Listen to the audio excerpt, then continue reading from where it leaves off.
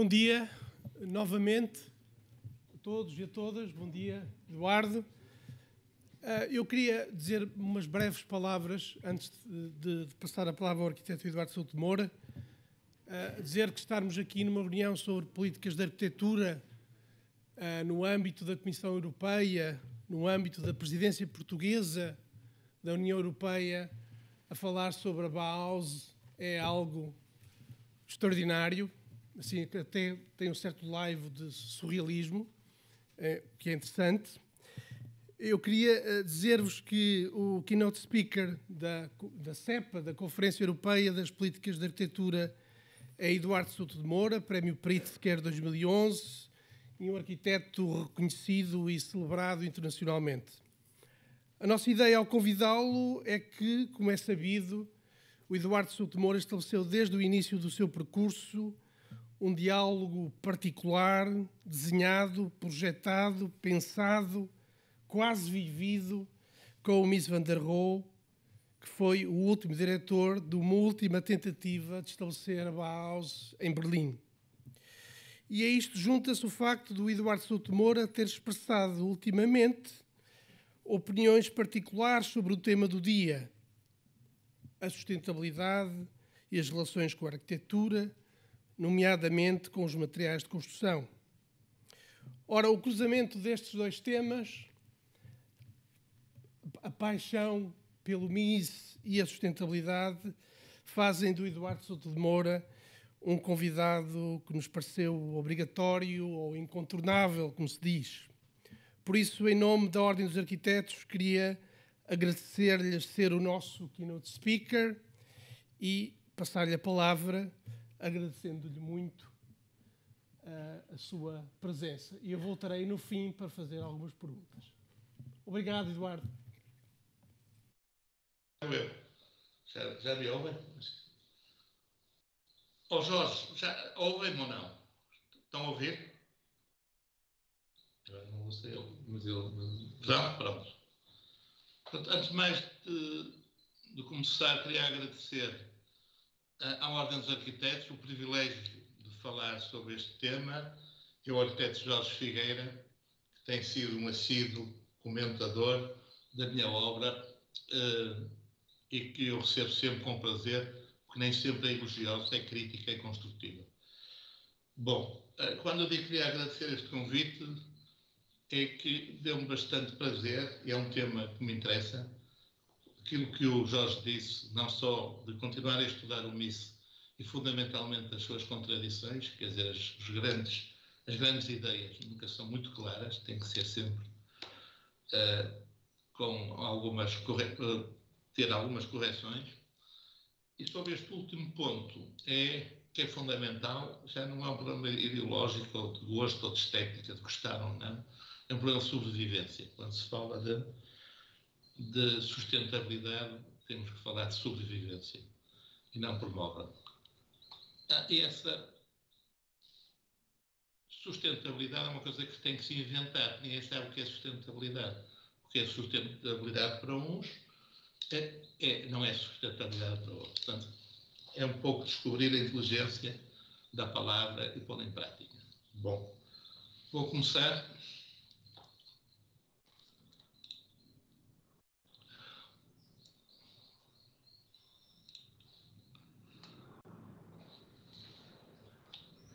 Eu carrego aqui depois, não? Sim. Tá?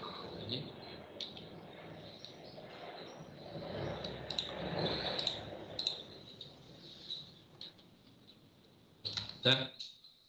Bom, eu começo com este título deste livro, porque não vou fazer nenhuma tese sobre o Mies, nem sobre a Bauhaus, nem sobre a sustentabilidade, porque não sei. Portanto, vou tentar seguir o método do Wittgenstein de fazer fichas, que é, para construir o seu pensamento, tem um livro chamado Fichas, uma espécie de anotações, de registros, em que depois, progressivamente, as pessoas vão tirando conclusões e eu próprio. Portanto, foi este método que eu usei, porque realmente não sou nem historiador, nem teórico. A minha atividade principal é ser arquiteto e como não se pode passar o dia ao telefone ou em reuniões, é preciso estudar e ler e visitar algumas obras. no caso do Mies van der Rohe, é um bocado como quando se está na tropa a fazer cruzinhas os dias que faltam para ir embora. O caso do Mies van der Rohe acontece que é uma perseguição. Eu tenho quase as obras todas vistas, faltam duas ou três, uma em Baltimore e a outra já nem me lembro. Bom, portanto, isto é a explicação do método e esta frase muitíssimo importante, mais que batida, mas que é importante também para explicar. Toda a gente sabe inglês, mas eu digo que pode ser dito em geral, deve ser dito com clareza. O que é impossível dizer não deveria ser dito. Portanto, aquilo que eu não consigo dizer, não digo, ficar em suspenso. Bom, eu acho que isto tudo começa com um personagem que é o Peter Behrens, portanto, que trabalhou em design para a AEG, fez objetos ligados ao Arts and Crafts inglesa. Portanto, é um movimento não só de início do design, mas também como arquiteto. Tinha um escritório. Eu acho que começa tudo aqui.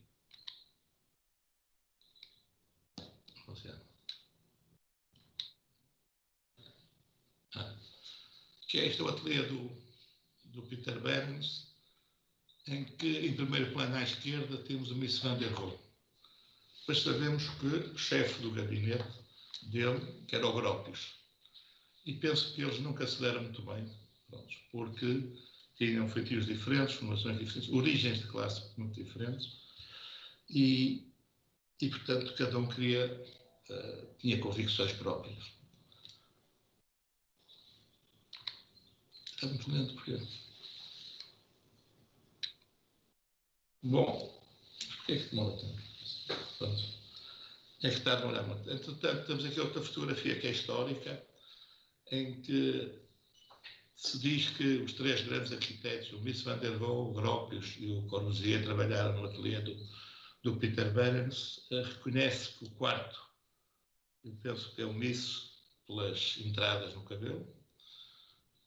O Gropius não consigo identificá-lo.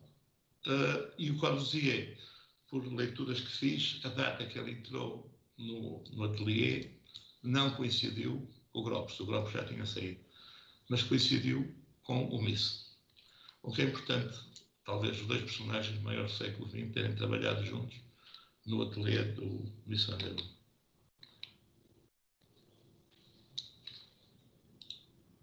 Bom, depois eles conheciam-se e há uma exposição de Weissenhoff em que o Mies era o chefe e convidou uma série de arquitetos, convidou o Corbusier, vemos aqui os dois a conversarem, também convidou o Gropius, mas enquanto que o Mies tinha um edifício enorme que dominava toda uma colina, o Gropius tinha uma casinha pequenina em baixo. E aí já se demonstra que as relações não eram famosas. Portanto, como é que este se chama? Esqueci. Não, o arquiteto. Peter Behrens. O Peter Behrens, pronto, já tinha falado que, além de ser construiu este edifício. No fundo, é um edifício. Está-se a ouvir? É um edifício clássico, obedece praticamente à forma de um templo grego. Tem uma colunata lateral, tem um frontão, que não é triangular, é um conjunto de fragmentos retos. E vemos que as colunas não são gregas, não têm base, fusto e capitel, e são colunas tiradas da indústria alemã, das pontes, sobretudo, das rótulas de articulação, que eu penso, e acho que já li, eu não tenho certeza, porque às vezes digo coisas que li e não tenho registro, não tenho esta atividade de fazer teses ou investigar. Mas penso que o Mies van der Rohe participou na estadia no Peter Behrens, colaborou neste edifício. Bom, em determinada altura, o Peter Behrens... Alguém ligou o microfone para continuar a sua voz. Pronto. O Peter Behrens estava a construir a embaixada alemã em São Petersburgo e mandou o colaborador, o Mies van der Rohe, para São Petersburgo. Portanto, seguir a obra e colaborar e fiscalizar. Bom, não sei se o Miss gostou muito de fazer esta estadia. Bom, entretanto, aparece uma cliente, um casal, colecionador de arte, que foi pedir ao Behrens para fazer a casa. O Behrens faz uma casa que o casal não gostou muito. E atrevidamente, penso, que depois começa aí a ruptura entre o Miss e o Behrens, o Miss faz uma contraproposta. É evidente que o Behrens fica furioso e o Miss pede aos clientes para fazer uma maquete à escala 1:1 num terreno na Holanda. E, portanto, o Miss parte para a Holanda e penso que saiu do escritório do Peter Behrens. E faz este desenho, que é a Casa Miura. É evidente que, a partir daqui, as relações entre o Behrens e o Miss entram em ruptura. O casal também não aderiu ou gostava desta casa, mas não sei por motivos não foi construída. E o Miss aproveita para visitar as obras de Verlag em Amsterdã. Isto é a Bolsa de Amsterdã. E aqui já se revela a atração que o Miss tinha para as construções industriais metálicas e um certo comportamento enfadado no escritório do Behrens por ele não sair do neoclássico. É evidente que neste edifício já estão previstas na Bolsa o futuro da arquitetura do Mies van der Rohe, tal como este teatro em Mannheim. Bom, agora há algumas notas e alguns mistérios que são interessantes, sobretudo as contradições que existem sempre nos grandes personagens. Temos esta casa, portanto, em Berlim, 1914, portanto, uma casa convencional, no sentido da linguagem, com portas e janelas e cunhais fechados, cantos, clássico. Em 1919 ele desenhou esta casa em Berlim, também aqui mais ainda clássica, porque tem arcos, e sempre com janelas e portas, padieiras, ombreiras e cunhais. 1919. Em 1921, ele propõe este arranha-céus em vidro, em Berlim, e nós perguntamos como é que em 2 anos é possível passar da construção mais conservadora possível para uma construção completamente inovadora, de vanguarda, praticamente um manifesto.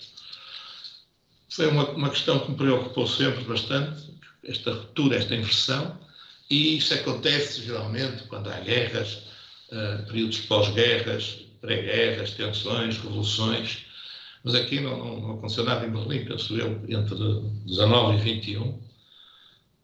Encontrei esta fotografia que depois confirmei, não me lembro, com um arquiteto espanhol, quando falei deste tema em Espanha.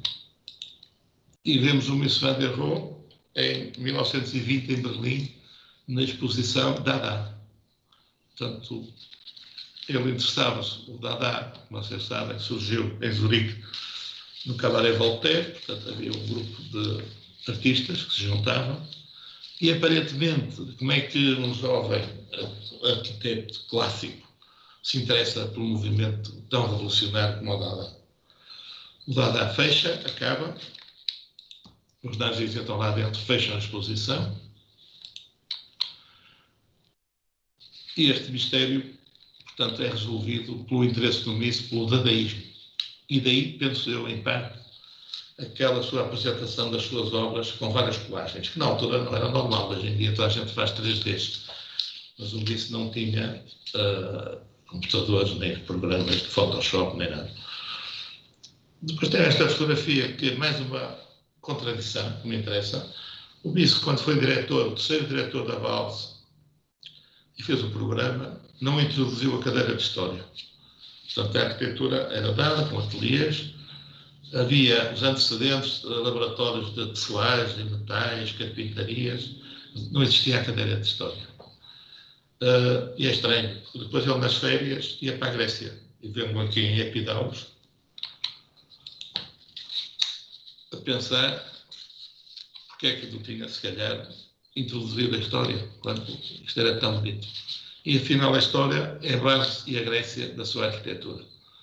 E a ordem, a coluna, a base e o encabelamento, as cornichas. Bom, é evidente que o estudo da antiguidade, para o Misso, era importante. Eu acho que há uma frase do Gregotti que é interessante, que diz: a história é um percurso pelo qual temos que passar, mas não nos diz nada como deve ser a arquitetura futura, ou o futuro. Bom, eu penso que o Misso fazia isso, mas somos obrigados a passar pela história. E nesta passagem do Misso pela história não é inocente a sua absorção de modelos, tipologias, em que se baseia no futuro, praticamente quase sempre, da mudança de materiais. Passagem para a madeira e da pedra, para o betão e para o aço. Entretanto, chega aos Estados Unidos e constrói o Lakeshore Drive. E li que uma parte, ou os seus andares, eram feitos com o último piso de uma destas torres. Em que, possivelmente, isto é uma colagem dele, a casa dele deveria ser assim. A arquitetura dele, as suas cadeiras de Barcelona, que ele traz do pavilhão, as mesas de vidro, e aqui à esquerda uma cadeira também, e uma mesa em madeira, que vê chuveiros da madeira. Portanto, isto seria o arquétipo da casa ideal para ele. Bom, mas ele, quando cheguei aos Estados Unidos, instalou-se num hotel, onde eu fiquei também, Blackstone, em Chicago, e vemos-lo aqui, pausadamente, na sua casa, que é o contrário da casa anterior. Tem uma consola com música, livros, um quadro do que li, o outro não sei de quem é, o da direita, um bonito tapete e uma cadeira, uma poltrona anónima, que ele deve ter comprado num sítio qualquer. E aquela haste fininha é uma escultura do Picasso. Eu pergunto porque é que ele nunca mudou de casa. Sobrepõe para os outros, porque é que ele funciona assim. Entretanto, ao fundo, tem uma estante com livros. Ele, quando se mudou para os Estados Unidos, disse que levou 100 livros, ou 200 livros, não sei o nome, mas que desses todos só precisava de 3 ou 4. Bom, é evidente que depois das várias leituras se percebe que ele interessava-se sempre pela filosofia do Platão, percebe, Santo Agostinho, em que o Santo Agostinho dizia, aparentemente, que a beleza era o espelho da verdade. Portanto, ética e estética coincidiam, ou uma era a imagem da outra. E vemos sentado, sem janelas. Aqui prepara-se para ir buscar um livro, e vemos aqui a fotografia do Picasso. E vemos um fogão de sola. Entretanto, vemos as janelas todas fechadas com briçoleiros de madeira. Portanto, incomodava-lhe a luz, parece. Ele vai a esta buscar um livro e tem pouca luz mesmo, tem pouca iluminação. Ele não gosta de luz. E para ir buscar um livro, leva uma pilha. Bom, deita-se no sofá, a ler os livros que já viu. Deve beber um gin, que ele gostava de um dry martinis.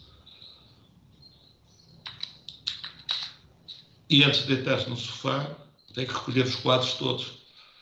Porque ele colecionava, era amigo dos vários pintores que trabalharam com ele na Bauhaus, colecionava e, portanto, dispunha-os para saber onde é que havia de o pôr. E, portanto, quando ele sentava no sofá, recolhia os quadros. E é estranho que ele, gostando de quadros e de paredes e de fechar as janelas, faz a casa Farnsworth, quando chega aos Estados Unidos, em Chicago, e a senhora Farnsworth quer pôr um quadro e só tem vidro. Portanto, o único sítio onde encontra é este armário, no meio da sala, que separa aqui, possivelmente é que se chama sala ou quarto, em que nas portas não pode pôr, porque senão abre as portas e o quadro abana, e aparece o único quarto da casa, é esta fotografia no topo do armário. Depois eu visitei a casa e existe outro quarto no quarto de banho, que é uma fotografia já não me lembro, famosa. A casa pertence ao Palumbo. Palumbo foi o ministro da Cultura da Thatcher. Bom, como disse, no seu desenhava móveis, não era só arquiteto, era designer, mas eu acho que pelo aspecto da fotografia da esquerda o Misso não está muito cómodo. Porque eu penso que as cadeiras não são confortáveis. Devem abanar. O Misso era muito grande, devia pesar, não era gordo, mas era grande. E, portanto, aquilo devia refletir tudo. E eu, na sua casa, estava, vendo aqui outra vez, não tinha o seu mobiliário, nem as suas mesas, nem os seus candeeiros. Se calhar este é herdado de uma tia, de uma avó.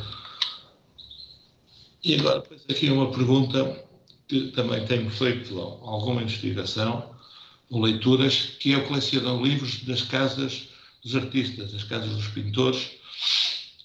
De músicos ainda não encontrei, também não há muito, mas aparecem as casas dos arquitetos e casa de artistas. E quanto mais geniais, mais antigas são as casas, que é outro mistério para mim. Porque é que estas pessoas fazem rupturas, do ponto de vista da história da arte, e necessitam disso, e envolvem-se em ambientes antigos. E vemos aqui o Picasso, que gradualmente, à medida que ia ficando mais rico, isso é outra aula, tem graça, ele vai recuando sempre no tempo, em relação a, esta é a sua casa, um palácio em Cannes, penso eu, e vemos pelos quadros a ruptura que ele estabelece com os antecedentes da história clássica da pintura, mas as paredes sempre neutras para receber a arte que ele faz.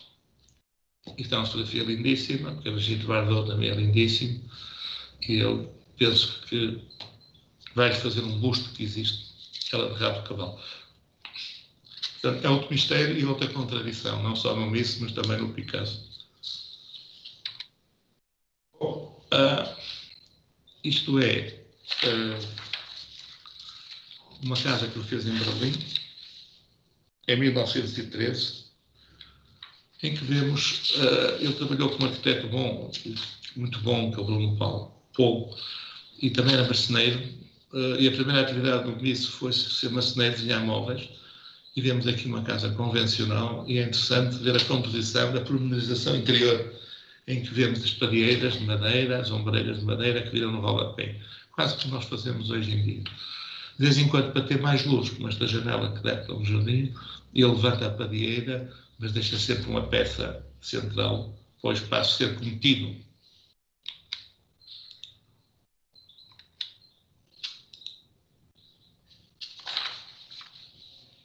E depois, outra casa, há duas ou três casas que eu visitei, são duas casas, a Krefeld, em que se nota bem esta vontade e esta pormenorização das sombreiras desaparecerem, as padeiras subirem e praticamente estão contra o teto. Portanto, é uma vocação de ir tendo mais luz, o contrário da casa dele, pelo menos a casa que eu conheço em Chicago,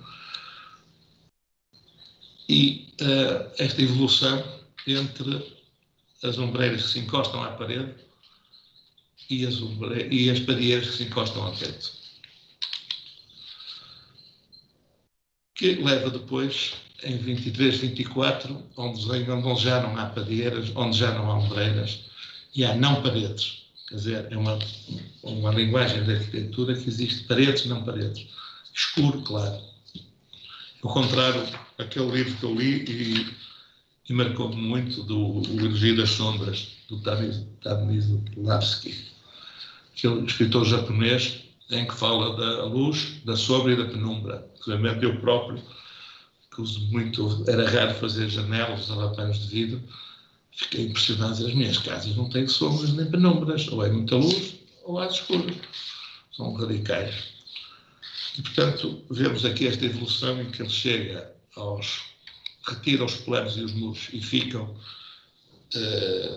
negativos, e então, com esta linguagem ele funda uma linguagem neoplástica. É importante também, penso que eu, me lembro da data, houve uma exposição de Frank Lloyd Wright em Berlim que ele foi visitar e ficou muito impressionado. E aqui vemos uma grande convivência que ele tinha com o Duisburg, que entretanto aparece em Berlim, em que o Misso vivia em casa do Hugo Haring, ou ao contrário, ou o Hugo Haring é que vivia em casa do Misso, que só tinha um quarto. e o guarda dormia na banheira com um colchão, e à noite havia umas tertúlias, debates, e apareciam-nos o Lisinski, soviético, e apareceu o Doesburg, e tudo isso deve ter marcado para ele chegar a este tipo de lugar. E, no entanto, é universal a porta e a janela, que ele nunca abandona. E vemos as traseiras do pavilhão de Barcelona, tem ali um guichê onde se compram os livros da Fundação Mies van der Rohe, e por acaso a janela não é como está desenhada, é feita, é muito mais feia. E vemos a necessidade de haver janelas. Pronto. Portanto, vemos aí aqui o regresso num breve apontamento à linguagem tradicional. E também outra coisa que me fascina é que no pavilhão de Barcelona, que talvez deva ser a obra mais interessante, ou mais radical, ou mais bonita do século XX, pelo menos para mim, como é que ele ao lado faz o pavilhão de eletricidade e faz tudo ao contrário, não é neoplástico, e é simétrico, tem cunhais, ângulos e tem uma porta central. Portanto, é contradição total.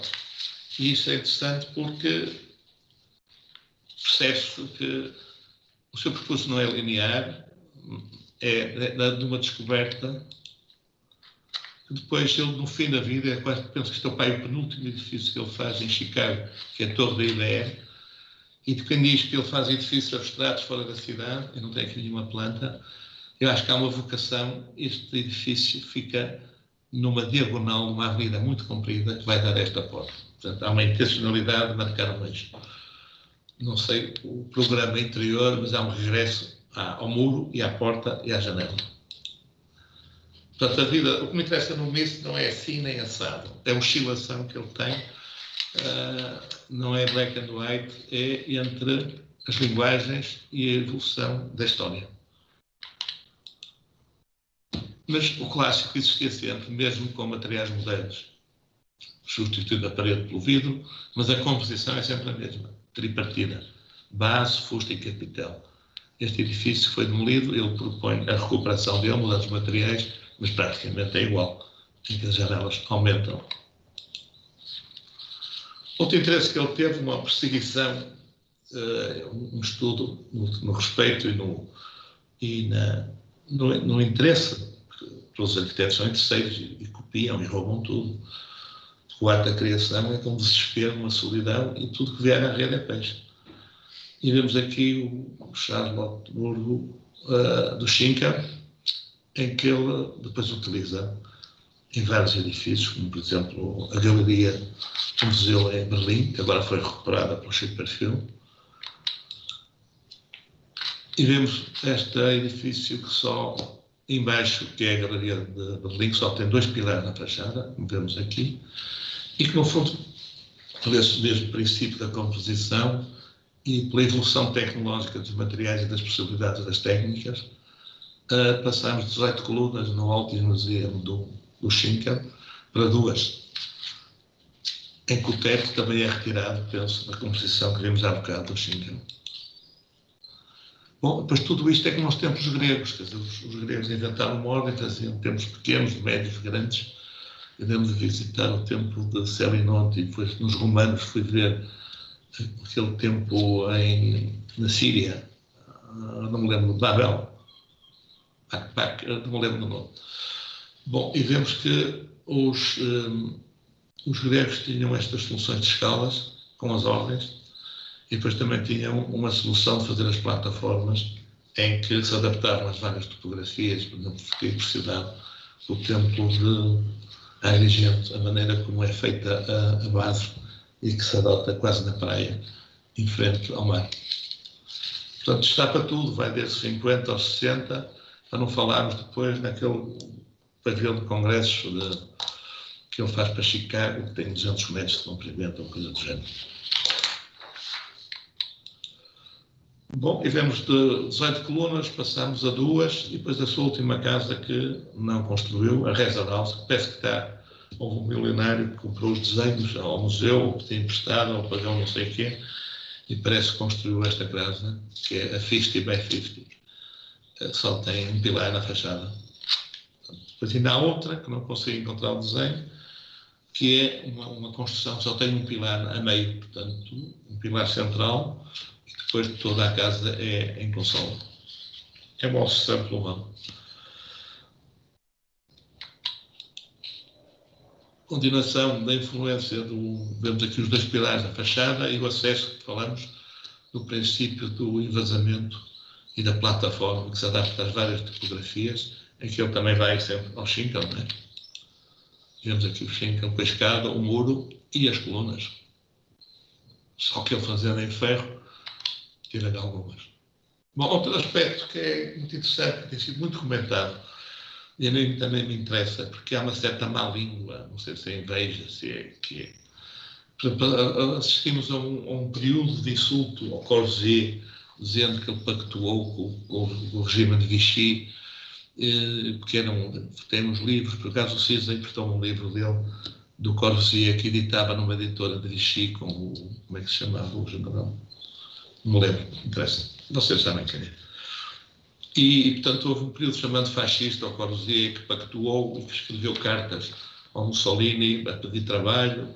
Mussolini queria fazer uma cidade ideal, nova, para demonstrar a cultura moderna, porque o fascismo não era só edifício neoclássico como aqui em Portugal. O fascismo tem em todos os países, exceto na Alemanha, que ainda nunca percebi, mas em Portugal houve sempre um debate entre qual é a linguagem do fascismo. E houve as duas tendências. Havia como é que se chamava? O ministro Salazar, que era amigo do Marinetti. O Marinetti chegou a vir a Portugal, ficou instalado num saco. Agora não me lembro aquele escritor, que é pai da escritora, não me lembro o nome. Portanto, houve um debate entre a linguagem que se propunha, e esse ministro perdeu, ganhou a linguagem clássica. Salazar depois mandou vir o Piacentini, que fez os Palácios da Justiça quase todos. E em Itália, isso aconteceu, a versão do Piacentini, depois temos os grandes arquitetos fascistas, o Monterrey e o Moretti, de fora. Então, Moretti, mesmo depois da queda do fascismo, continuou a afirmar que era fascista e fez a Academia de Esgrima, que é das aulas mais bonitas que eu conheço.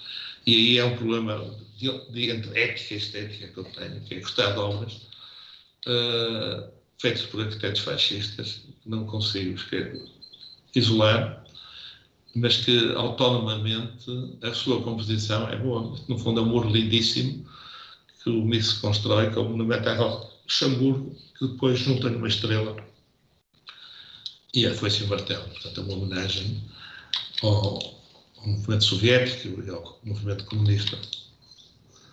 Temos aqui uma manifestação.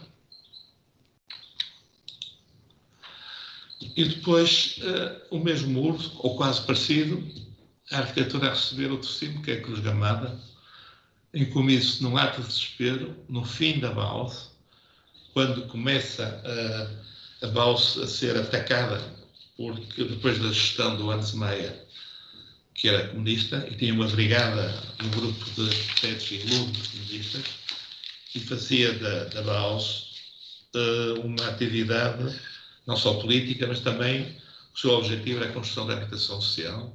Depois foi para a Rússia e havia todo um ensino, desenvolvimento em massa da arquitetura. Não estou a criticar, pelo contrário, já dormi em casa uma casa do Hans Meyer, que é o colaborador do Herzog, que é o de Marron. O Marron vivia em Basileia, numa casa do Hans Meyer, e eu fiquei lá a dormir, e é muitíssimo agradável. É uma entrada em pilotis, depois tem uma espécie de caixa em vidro, onde acontece tudo, uma terra de ninguém, entram as bicicletas, tem colchões que vão para ali, boias da praia, uns guardam o carro, outros fazem mesas de ping-pong. Uma atividade, quer dizer, aglutinador, uma espécie de mini-fórum da casa. E em cima tem os quartos e a sala. Então o Miss desesperado tenta fazer o pavilhão alemão para a Feira de Bruxelas, em que também vemos, aqui é contraditória, porque vemos a linguagem, por exemplo, a entrada aqui à esquerda, parece a entrada do pavilhão de Barcelona. Portanto, é uma composição neoplástica, abstrata, mas depois também é simétrica ao mesmo tempo, que depois ele precisava de pôr a Cruz Gamada em cima da porta. E entra nesta contradição, sempre um muro com os símbolos, e entra no concurso do banco alemão e percebe que não vai ganhar. É uma linguagem demasiado moderna. Entretanto, na Bauhaus, houve uma grande agitação no tempo de Hans Meyer e o presidente da Câmara tenta salvá-lo, começa a pagar, começa a pagar alguns ordenados pelo Miss desesperado. Portanto, o Miss é nomeado como diretor da terceira fase da Bauhaus, depois deste período conturbado do Hans Meyer. É evidente que o Miss não é comunista. Eu li num livro em que ele disse: há quem diga que ele é nazi, dizem que pactuou com nazis, outros não é comunista, apesar de ter feito um monumento à Rosa Luxemburgo, que é o Partido Social Democrata Alemão, mas ele confessou que eu sou pelo capitalismo, é preciso fazer dinheiro, e depois deve ser corrigido pelo marxismo.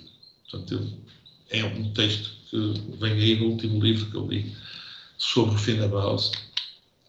E vemos aqui o Meyer com a sua brigada vermelha, simpática, em que depois aqui havia festas todos os dias. Há a festa do metal, depois há uma excursão à Jugoslávia, que vão todos em carros com burros. Devia ser, quer dizer, Bauhaus, para além do aspecto sério e de pedagogia importante e de produção artística, tinha um lado cómico e divertido, que penso eu que não era muito do agrado dos nazis, e vemos o dia em que é fechar a Bauhaus, já não está ninguém, a Lili Reich, que é colaboradora do MIS, em que fazia as obras interiores e desenhava quase todos os móveis para o MIS. O fecheiro, os arquivos da Bauhaus são retirados, isto é em 1933. E está tudo muito bem explicado neste livro, que é em que se descreve os últimos tempos da Bauhaus, em que a Bauhaus fecha e o MIS, com a Lili Reich, pega em meia dúzia de alunos, vai fazer uma viagem pelo norte de Itália, Lago de Como, e vai visitar a criatura antiga alemã. Portanto, faz uma viagem. Portanto, vemos aqui uma coisa, penso eu, progressista, que é transformar a escola, uma espécie de workshops dormem aqui, vivem ali, conversam, discutem estas fotografias, eles a comer junto ao lago. Este livro é maravilhoso. Foi a conferência que eu escolhi para quando fechou a minha exposição na Casa da Arquitetura em Matosinhos. Pediram juntamente com o Nuno Graça Moura, pedimos, sem falar alemão, pedimos ao Fritz Neumann para fazer uma conferência. Ele escolheu este tema, que disse: é o meu último livro e recomendo a toda a gente. Percebe-se bem a Bauhaus, porque é importante. Agora aparece um projeto na Europa, a Bauhaus, e é preciso perceber como é que fechou e o que foi. Portanto, isto é tudo, sai de Weimar e vai tudo para Berlim, para uma fábrica em Berlim. Entretanto, o MIS percebe que acabou a Bauhaus e pede admissão do Conselho das Artes da Saxónia, não sei o quê. E vemos esta carta, faz alguma impressão a Hitler, mas penso que o Hitler não é um festejo, não é uma saudação. É como depois de melhores cumprimentos. Não estou a desculpar o MIS, que ele não precisa de desculpa. Mas são interpretações falaciosas que levam, por exemplo, a chamar fascista ao Corbusier, perceba o Corbusier fazendo o que fez em Chandigarh, Pilotísio, que ele lutou para desenvolver a habitação democrática, chamar fascista. E o MIS acho que sim. Até que, acho que em Berlim as coisas continuaram a correr mal. O MIS desesperado vai falar a todos os tipos, alguns conhecidos, que também eles pediram certificados se os professores eram de raça ariana. Ele fez, e portanto era ariano. O Gropius nem se fala, porque o Gropius portanto, pertencia a uma elite, fez tropa na cavalaria, não sei o quê, coisa famosíssima. O MIS era mais modesto. Fizeram estes certificados. E depois verificou-se que o Kandinsky, que era russo, e o Hilbersheimer, que eram judeus. E para além das ideias subversivas que se passavam, daqueles bailes, uma certa inspiração bolchevique, entretanto, o Gropius foi para a Rússia para se trabalhar. E quando saiu da Bauhaus, deixou o ensino e abriu um escritório em Berlim. E esta é a última fábrica, uma fábrica de cerâmica em Berlim, que acolheu a Bauhaus. E, a partir daqui, o MIS percebe que exigem a entrega do Kandinsky e do Hilbersheimer. E ele disse: isso não faço. E percebeu que a coisa estava má, já tinha feito o passeio com os alunos e com a Lili Reich pela Suíça, pelo Norte. Penso eu que ele foge para Paris e de Paris vai para os Estados Unidos. Penso, não tenho a certeza. E quando os Estados Unidos também já estava lá o Gropos, o Weichel e o Hilbersheimer, e as relações nunca foram famosas entre os dois. Porque, por exemplo, esta casa é apresentada como um protótipo da Bauhaus. E é uma ideia de vanguarda, o Miss não adere, não gosta nada, faz críticas, aparece no livro do Fritz Neumann, que não tem janelas, tem um pátio interior, vemos aqui a composição em diúpre, e o Miss era contra isto. Ele diz que isto não é vanguarda nenhuma, a Bauhaus não é kitsch, ele usa esta frase. No fundo, a Bauhaus ele faz o pavilhão de Barcelona, e se fizesse o pavilhão de Barcelona segundo os cânones da Bauhaus, que é a estrutura, tudo que não está no pavilhão de Barcelona e tudo branco, para se ter um espaço neutro e puro, ele não tinha feito com estes materiais. Isto é um MIS, isto é a Bauhaus, isto é uma instalação de dois arquitetos espanhóis. Houve um workshop em que vários arquitetos fizeram instalações dentro do pavilhão. Eles pintaram de branco e provaram a diferença entre a Bauhaus e o MIS. Bom, então ele vai para os Estados Unidos. Pronto. É convidado para ir para Chicago, abrem um concurso, ele diz que não entra em concursos, convidam-o diretamente, e aqui começa o período áureo dele em que estuda a arquitetura de grande escala, com base nesta gramática, no fundo, das paredes que são em vidro e a estrutura. Aqui outra contradição, que é o filósofo, penso eu, que o MIS se interessava mais, o Ucho, era o Platão, depois era o Santo Agostinho, que na sua biblioteca, os poucos livros que ele leva para Chicago, ele diz que levou 300 ou 400, mas que 3 chegavam. E que vemos que o interesse dele pelo Santo Agostinho é uma coisa que me faz impressão, esta contradição. O Santo Agostinho dizia que a beleza é o espelho da verdade. Isso é a coisa como isso fazia quase como todos os arquitetos, para ficar bem, aldravam a verdade. E vemos que a estrutura do ângulo, a leitura que se tem do exterior é falsa. Aqueles dois is que se repetem depois não são necessários, são uma espécie de umas roupas, umas saias plissadas, são umas nervuras para dar elegância, e depois no fundo o pilar é um i recoberto de betão para ser protegido, e depois toda aquela cenografia de lado, esta simetria, porque o i é feio visto de lado. E não tem função nenhuma estrutural, como se vê ali. Portanto, é mesmo, não digo pós-moderno, que é demasiado forte esta expressão, né?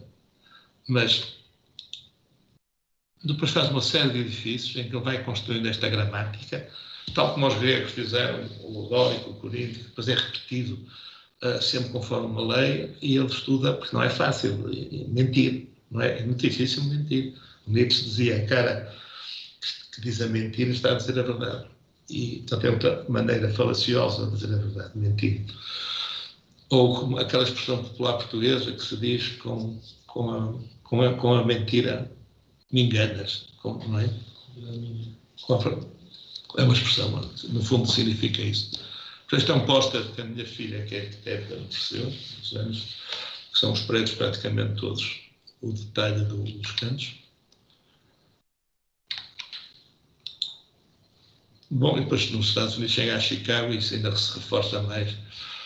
E percebemos aqui que o cunhal deste edifício, que isto é retirado também da catedral da terra onde o Miss nasceu, que é, não me lembro, estou cansado, falha de memória, espero que não seja Alzheimer. A terra que é encostada à Holanda. Depois daqui a bocado vejo um livro e já sei. E portanto ele chega a Chicago, encontra e confirma esta composição deste edifício e usa em quase todos os prédios em Chicago.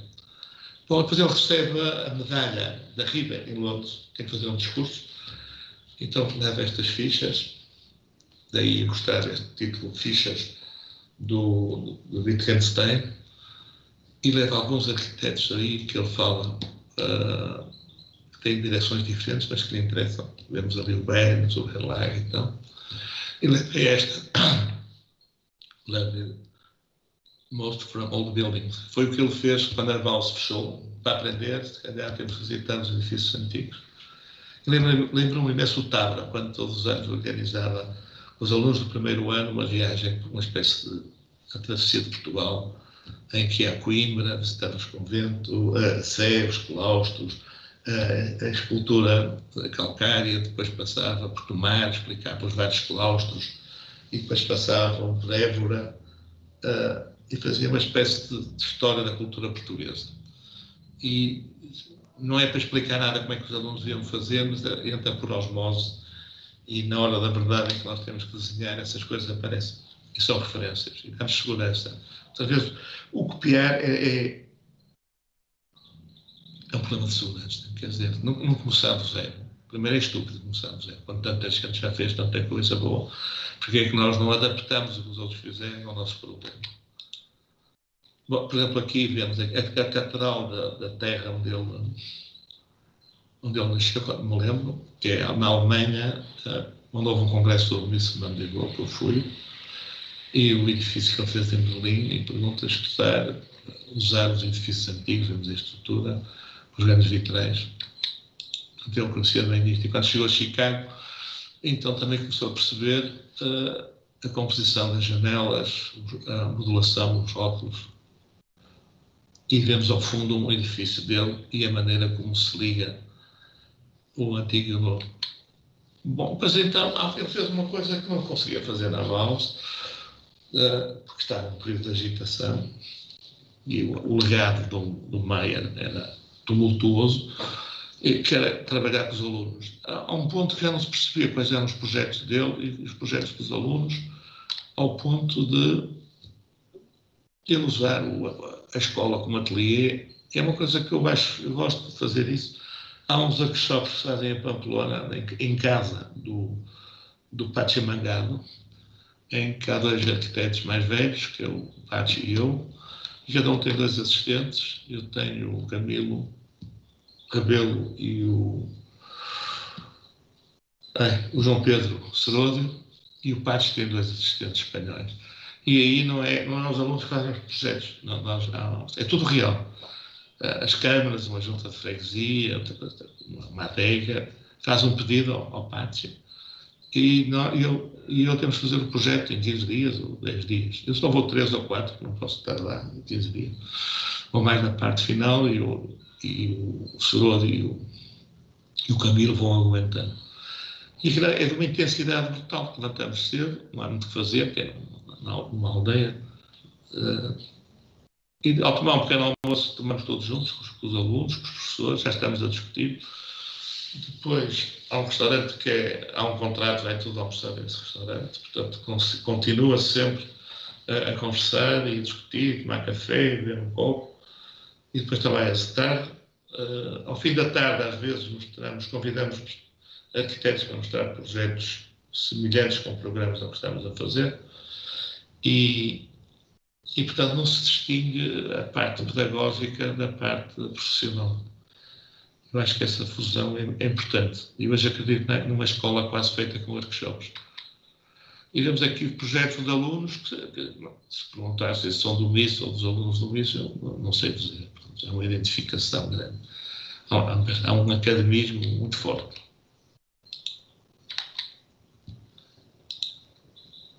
Bom, ele, quando vai para os Estados Unidos, vai também com ele o Ibersheimer, que é o tal que nem pensar ficar na Alemanha, que há os dias contados.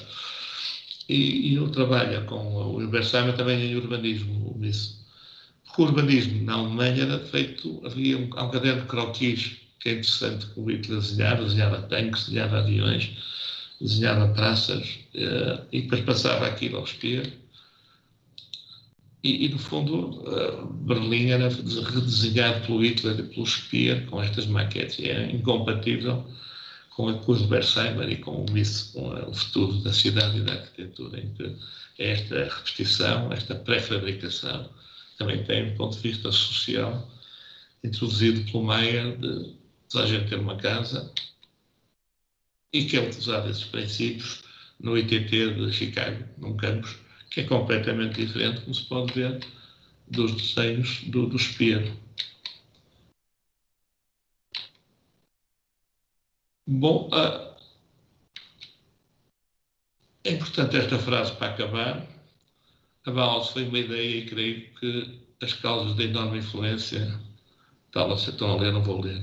O importante é que o futuro da Bauhaus é construir uma ideia. Nós não podemos usar a ideia antiga, nem a do Gropius, que tinha o seu tempo e tinha os seus objetivos e as suas limitações do passado. Nem as do Mayer, porque tinha outros objetivos sociais e também correspondem a um tempo. Na sua formação, na sua ida para a Rússia, foram todos para a Rússia. Outra coisa é que os russos foram todos para a Europa, vieram com holandeses e foram para Berlim, como já falei, em casa do Hugo Haring, que havia debates todos os dias. E os europeus também foram para o Corbusier foi para Moscou construir, o Gross trabalhou em Moscou, não sei em quê, e o Missek não. Portanto, não se pode copiar ou usar a ideia. É sempre aquela frase, é um percurso que temos que o fazer, embora saibamos que ele não nos dá diretamente nenhuma informação útil para isto tem que ser assim. Portanto, agora a nova Bauhaus não pode ser igual a nenhuma das Bauhaus antigas, e a única coisa que sabemos é que a antiga Bauhaus foi uma ideia, foi um projeto, e temos que o fazer. E quando se fala em sustentabilidade, nós temos que pensar muito bem e construir o que é essa sustentabilidade. A sustentabilidade não é só dizer como aconteceu durante a pandemia, não há aviões e misteriosamente e maravilhosamente desapareceu a poluição por cima das cidades, tal como nos Jogos Olímpicos de Pequim, que 15 dias antes fecharam as fábricas e aquela nuvem preta, aquele capacete que está sempre em cima de Pequim, desapareceu. Isto é, há soluções para este mundo ser mais sustentável, mas precisamos de inventar essa sustentabilidade, porque não podemos fechar o mundo, quer dizer, temos que compatibilizar, quase como a Mises dizia, em algum capitalismo corrigido por algumas ideias marxistas. Bom, quando está a descansar, que trabalhou muito, nós temos que construir essa nova Bauhaus. Muito obrigado. Três quartos de hora, não foi?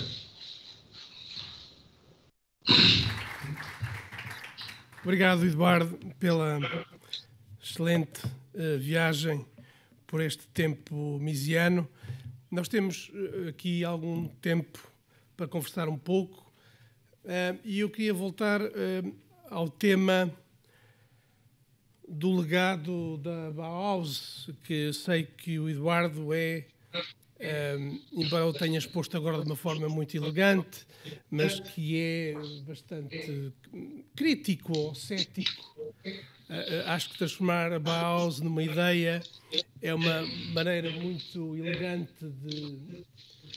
de colocar o problema, mas eu queria chamar a atenção do seguinte, e gostava que o Eduardo pudesse comentar. Por um lado, eu acho que o legado da Bauhaus está muito presente. Tem que dizer que não está bem. Jorge. Eu queria só, temos alguns minutos, queria só, agradecendo muito a sua intervenção, dar aqui a nota que sei que o Eduardo tem um certo ceticismo em relação àquilo que é o legado da Bauhaus, mas eu queria referir a presença desse legado em sítios insuspeitáveis, ou seja, por exemplo, no ensino da arquitetura, onde até há pouco tempo nas escolas de Belas Artes do Porto, pelo menos, talvez também de Lisboa, a ideia do Vorkurs, que era a ideia de um curso preliminar onde se decidia quem é que podia ou não ser artista, se punha à prova. Isso é uma ideia bauhausiana, claramente a ideia de que no primeiro ano se joga tudo. E, de alguma forma, as nossas escolas portuguesas, pelo menos até um determinado momento, de alguma forma cumpriram isso também com figuras do mundo da arte que introduziam alguma excentricidade e alguma metafísica na arquitetura, o que é também um pressuposto bauhausiano. E um segundo ponto, muito brevemente, porque não temos tempo para avançar muito, mas a verdade é que a crítica que é feita muitas vezes, e o Eduardo também já a fez, de que a Bauhaus não deu arquitetura ou não deu arquitetos, nós precisamos de ir até Tel Aviv, porque em Tel Aviv, nos anos 30, há um conjunto de 2 dezenas de arquitetos formados na Bauhaus, judeus, que fogem rapidamente da Alemanha nazi. O Hitler, numa primeira fase, deixa-os levar materiais, não lhes dá dinheiro, mas dá-lhes materiais para construírem aquilo que se chama, hoje, já há algum tempo, a Cidade Branca, onde, diz a propaganda, se terão construído cerca de 4.000 edifícios bauhausianos. E, portanto, compreendendo que não é claro o legado da Bauhaus, há, apesar de tudo, no ensino, e pelo menos neste lugar tão disputado e tão complexo como Tel Aviv, marcas precisas do legado da Bauhaus. Bom, isso não é fácil. Bom, a questão é que eu acho que há uma desproporção entre a qualidade dos alunos e a qualidade dos professores. Quer dizer, a Bauhaus é mais conhecida pelos professores que teve, é tudo famoso, tudo. O Mies, o Gropius, o Beres não era o pai deles, mas a Lili Reis, toda esta gente fizeram a história da arquitetura do século XX. Dos alunos, eu estive a ver a lista de todos os alunos, aliás, já te comentei contigo, tu deste mais um, eu só apanhei um, que é o Richard Newton, que é um arquiteto muito bom, e tu disseste, esqueceu-se do Breuer. E ele disse, não, o Breuer também é bom, mas era melhor em cadeiras do que em edifícios, foi isso. E é verdade, eu gosto muito do Breuer, tem umas casas, mas não mudou a história da arquitetura, mudou a história do design. Bom, em relação a Tel Aviv, portanto, o que eu digo é que há uma desproporção entre a qualidade dos professores e a qualidade dos alunos. Não estou a dizer que é má, é evidente que teve repercussões. Quanto mais não seja, nem hoje falei, porque a quantidade, há um livro da Bauhaus, eu tenho, que depois, quando foi tudo para os Estados Unidos, toda a gente fez Bauhaus. Uma aqui, em Minnesota, outra na Missouri, outra não sei o quê, escola disto, escola daquilo. O que é certo é que eu conheço, não deu nada, não é? Vamos. Ou ficou exausta. Cada coisa tem o seu tempo, não vale a pena puxar por elas ou voltar aos sítios onde foi feliz, quer dizer, acontecem. Pronto. Em relação à Tel Aviv, eu visitei e acho interessantíssimo. Portanto, tem uma boa qualidade, não é? Do ponto de vista de nenhuma vanguarda, quer dizer, enquanto vais ao Weißenhof, ficas cai dos queijos, se costuma-se dizer.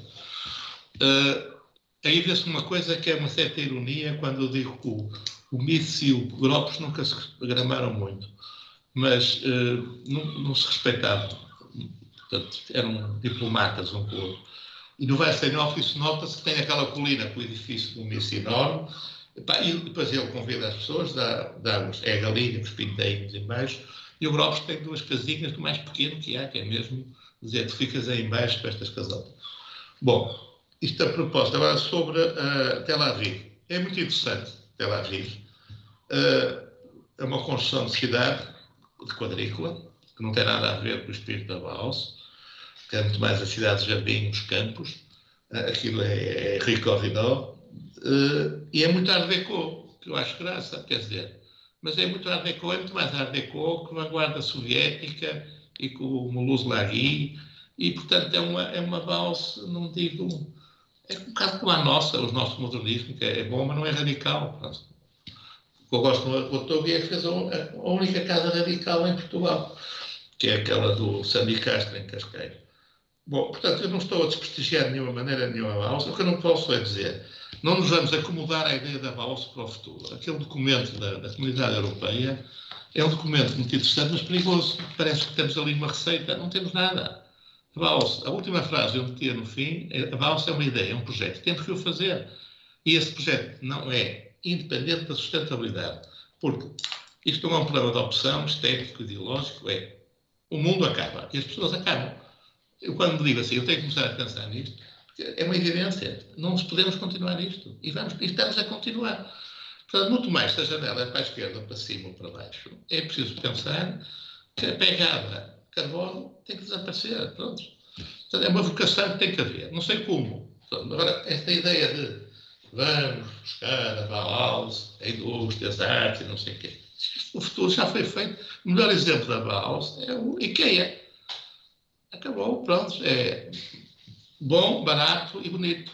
Bom não é mau, é barato e bonito. E é o contrário, e prova que o design e a Bauhaus foram importantes, porque eram os objetivos, levar às casas a arte, o espírito do William Morris, Arts and Crafts, tudo isso. E depois o Mies e o Corbusier. As cadeiras que se fazem, por exemplo, perguntei na Cassina porque é que as cadeiras de Corbusier são tão caras, porque os cantos das cadeiras, a dobragem do tubo, é uma coisa aflitiva. Porque se dobrar um tubo assim, fica uma curva com 10 centímetros, deste tamanho. Portanto, para fazer aquela curva subtil, que é um ângulo reto encurvado, aquilo demora uma semana, que é uma curva que é feita especial e depois é soldada a 2 tubos. A cadeira de Barcelona do Mies, que em princípio também devia ser democrática, a solda dos 2 pés demora um mês. Porque é tudo soldado à toa e depois está um escravo a lixar as soldas. Portanto, isto não é futuro nenhum de design. E IKEA realmente sim. Quer se queira, quer não, é genial. E é a globalização. Fazem as cadeiras e os armários no barco, vão comprar as madeiras ao Brasil, fazem no barco, quando chegam cá já está tudo feito e ainda por cima não pagam imposto, foi feito no alto mar. Eduardo, temos que terminar. Eu queria pegar nesta deixa para lá do ensino, que no Eduardo falaremos noutra altura. A verdade é que entre o IKEA e aquilo que é a história da Bauhaus, porque a história da Bauhaus é a história de uma grande cacofonia, quer dizer, a Bauhaus é um saco de gatos. O Theo van Desburg, que era um homem do neoplasticismo holandês, vai à Bauhaus e é expulso, porque claramente ele tinha uma ideia do que devia ser o estilo, o que não era comum ou era desejável pelo Gropius. E, portanto, não deixa de ser interessante que a imagem que eu considero pertinente, mas que, em qualquer dos casos, a imagem que a Comissão Europeia vai buscar como referência para o nosso tempo, seja uma escola altamente polémica, que foi expulsa de Weimar, que foi para Dessau, que acabou em lágrimas e que, portanto, é uma história em que se cruza a metafísica, a religiosidade, a espiritualidade, o produtivismo, o comunismo, e é, de facto, um saco de gatos, aquilo que nós temos como referência para o futuro, que não deixa de ser interessante. Tal como as belas artes no Porto, também foi. E isso é que é interessante. As várias tendências das belas artes. Bom, eu gostei imenso de fazer isto. Jorge, queria-te agradecer outra vez. Porque os arquitetos, se não aparecem nestas ocasiões, passam o dia ao telefone e a discutir cortinados com os clientes e se é de show, se é isto e aquilo. Em que a atividade hoje de projetar, e é tudo caro, temos que baixar.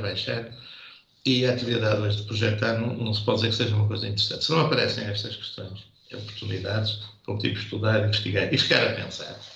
É evidente que esta nova investida do Mies, eu não sabia desta incompatibilidade entre o Mies e o Gropius. O Mies era um esteta, basta ver os fatos, não é? E o Gropius chega à casa do Niemeyer, no Rio de Janeiro, e diz, gosta? E ele diz, não gosta, não se pode repetir. Não é repetível. Portanto, é um conceito de arquitetura discutível, interessante, discutível. Portanto, tudo isto é muito interessante. E, portanto, queria até agradecer mais uns 2 ou 3 dias estudei. Eu gostava agora de continuar, mas não posso, não tenho que trabalhar. Espero ter sido útil. Para mim foi útil. Nestas coisas sou egoísta. E espero ter sido útil para as outras pessoas. E quero continuar. Fundamentalmente, a ideia que eu quero vender é assim. O conceito da nova Bauhaus tem que ser criado. Não se pode pegar em nada. Nada é igual. Tanto que o falhanço da Bauhaus nas várias 4 ou 5 escolas nos Estados Unidos é um desastre completo. Não se sabe nada. Não deu nada. A não ser que há uma espécie de nova Bauhaus quando o ITT de Chicago, como isso, faz com os alunos dele e tal, e perdeu aqueles arranha-céus que basta visitar Chicago, comprar o guia da arquitetura em Chicago. Quer dizer, a construção da cidade, ele fez para 15 edifícios, sempre cada vez mais feios, porque cada vez faltava mais dinheiro, até que acabou os últimos em alumínio, os pilares. E outra coisa que não se conhece, e gostava, não há tempo para tudo, mas um dia de fazer, que é a habitação social do Mies. Isto é, há 2 empreendimentos, que ele não é com mármores, não é com bronzes, não é com esses materiais caros, dizendo que o Nice é um chique que faz fatos em Viena e só usa travertino, não é nada disso, são os edifícios de habitação social em Newark, pegado ao aeroporto, que é só reboco e alumínio, mais nada, e o Lafayette Park, que é uma coisa maravilhosa. Há um estudo do Lafayette Park em que as casas são todas iguais por fora e por dentro cada pessoa humaniza a casa como quer. E temos desde livrarias, galerias de pintura, casas de negros que tocam jazz, uma infinidade, quer dizer, e à espera quando se diz, ontem estava a ler um livro, um artigo do Tigerman, que é um pós-modernista de Chicago, a dizer que a arquitetura do Nice era fria, pouco humana, não sei o que é. Se vamos ver os apartamentos, a abertura que ele dá para que existam essas casas, e não há nada impedido, há uma matriz base para as pessoas apoderam-se de escadas e fazem casas maravilhosas. Quem não quiser muita luz, faz como ele fez na própria casa, mete persiana e fica escura. Tá, obrigado. Eduardo, muito obrigado. Uma salva de palmas.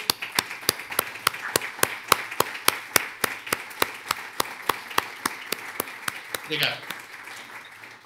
Bom, e a sessão vai agora encerrar e regressaremos às 2h em ponto com a primeira mesa redonda, que será dedicada à Europa vista, à Bauhaus vista de fora da Europa. Até já.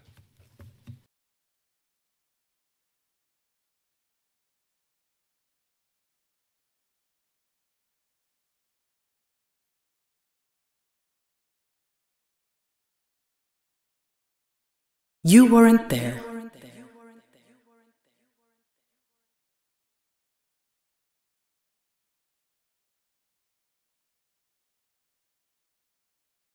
You weren't there when cities become the home of humankind, when they built the Guggenheim or premiered the Playtime. You weren't there when humans invented concrete, when Corbusier added 5 points to it, or utopian cities had no limit. You weren't there when they built Brasilia's capital, when Bauhaus ideas were radical or Neufert was made universal. You weren't there when Eiffel Tower inaugurated, when Guernica was painted or the Holy Family invented. You weren't there. You weren't there when architecture met the computer, when Biennale has the first visitor, or Caesar won the Pritzker. You weren't there when glass revolutioned design, when Farnsworth House was just a line, or Norman did the London skyline.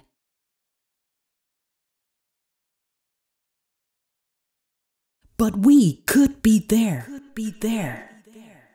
Building dreams together,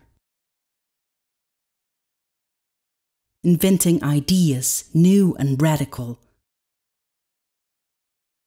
of art, construction and metal, creating comfort and minimal.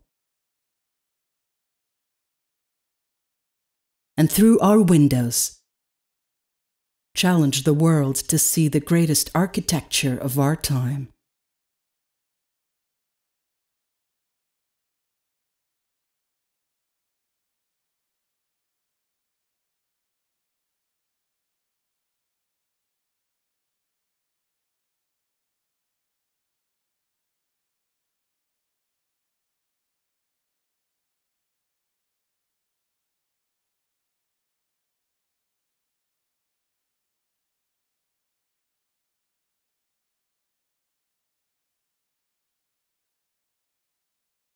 Much more than a window.